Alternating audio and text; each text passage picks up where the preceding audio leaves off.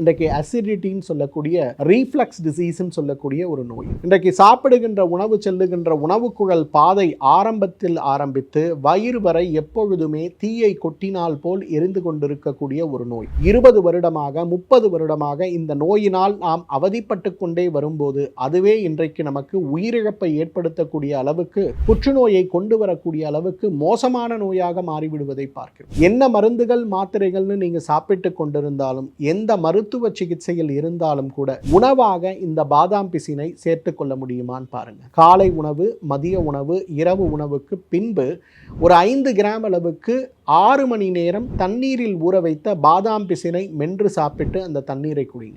ஒரு மாத காலம் செய்தாலே மாற்றம் ஏற்படுவதையும், ஒரு 6 மாத காலம் செய்தால் நிச்சயமாக அந்த நோய்த்தன்மை மறைந்து போய்விடுவதையும் பார்க்க முடியும். அந்த அளவுக்கு நமக்கு மிகப்பெரிய மாற்றத்தை வழங்கக்கூடிய அருமருந்தாக இந்த பாதாம் பிசினை நம்ம பார்க்கலாம்.